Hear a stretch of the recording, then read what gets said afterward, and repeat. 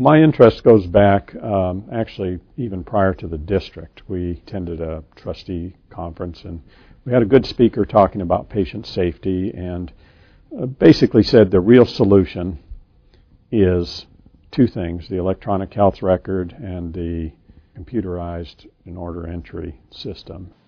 Well, when I came to Maricopa Integrated Health System, we were working pretty much from a manual system.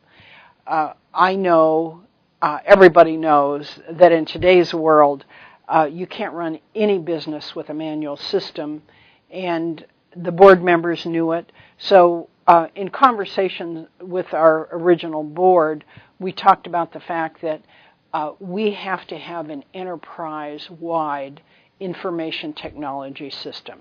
We also need to have an electronic medical record. After having a chance to review the information and talk to the various people, it was kind of a no-brainer that upgrading our systems in the area of clinical care and electronic medical record and everything else that goes along with that was vitally important to the long-term success of the organization. EMR stands for electronic medical record, and that's as opposed to a paper medical record. EMR is used in the industry basically to phrase moving away from that paper record to a computer-based patient record. Well, electronic medical records gives a permanent record in a longitudinal way. So you can click on any visit any day and get what is in there in a flash of a second. Whereas if it's in paper, the charts gets thick, so they are halved, and sometimes the half you have it doesn't have the information you want. It may be in storage, you have to get it. So it's a cumbersome process. The electronic environment is designed to counteract those issues. It's supposed to be or provide more benefits in terms of improved efficiencies, improved patient safety and patient quality. And it helps us in that regard. I think that if you open up a handwritten chart, you can clearly see pretty easily that, in some cases it's hard to read what people have written. So I think legibility is a clear advantage. We're very information-driven as a profession. It's hard in a paper chart sometimes to see what was this result 5 years ago, what was it 4 years ago, on a yearly basis, for example. Or it used to be our biggest indoor sport was finding the chart. The biggest difference is it's live, it's interactive, it can be seen across the continuum. So that's different than having a paper record that you have to wait to scan it into ChartMax, and then that's just a picture of it. It's not interactive. So with the original board, we decided that we needed to pursue this enterprise-wide technology system. And I can remember at one board meeting after we saw this wonderful presentation and how this thing was so great, I asked, I know we're not going to talk about dollars here, but could you tell me, is this a 7, 8, or 9-digit deal? From the very beginning, we wanted to make sure that this project was not an information technology initiative. It was an operational initiative where information technology plays a support both from a hardware and software perspective and a support from a person perspective.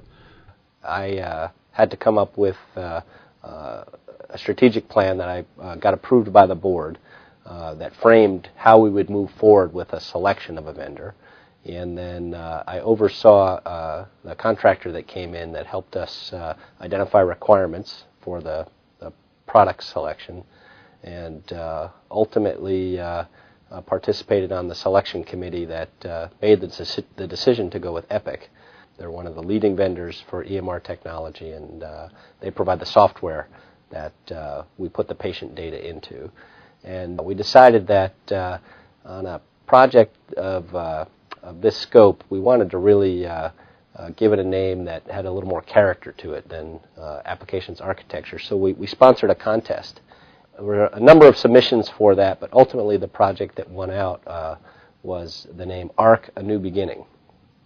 Although it was a play on the words applications architecture, also was a symbol of a new beginning for MIHS and our patients.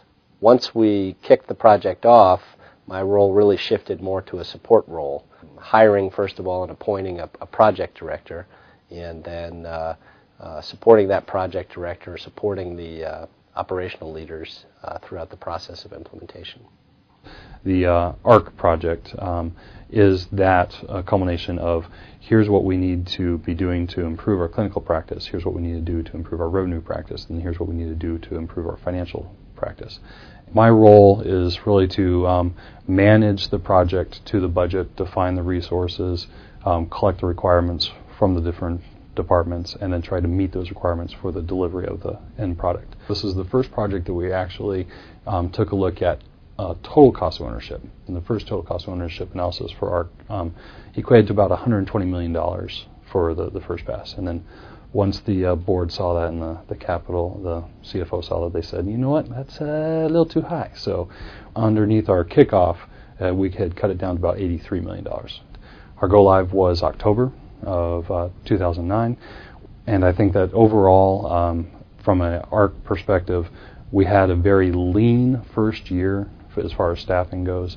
So many of us wore many hats, and that was really to demonstrate that we could set a budget, stick within the budget, and deliver on time. Well, implementation of an electronic medical record for our health system is everybody's job. My role, I guess, is to facilitate making sure that all of the resources are available so that we can get a good install and adapt our workflows to meet the needs of the EMR and adapt the EMR to meet the needs of our patients. So it's sufficiently large that in order to implement it effectively, we had to break it down into smaller phases. There's two methods of implementation. One is a phased implementation and one is a big bang approach. And the team that was looking at Epic had to deliberate which way do we want to go. And because of the size of our system and the many moving parts, it made more sense for us to take it in pieces rather than try to do a big bang. I can't imagine ever doing big bang for this. And we actually considered big bang. I'm so glad we didn't do big bang. We have 11 clinics spread across Maricopa County, which is huge. There would have been no way we could have managed. We would never have had enough people to roll that out.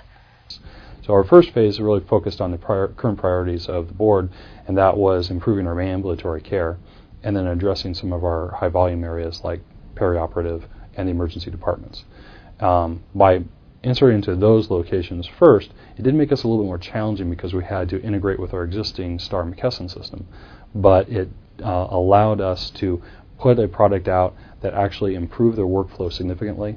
They were already overburdened with their paper processes. They had to write things triplicate, sometimes 4, 5, 6 times, and there was no continuity of flow that if you visited this department and completed it, you wouldn't have to complete it again when you went to the next department. So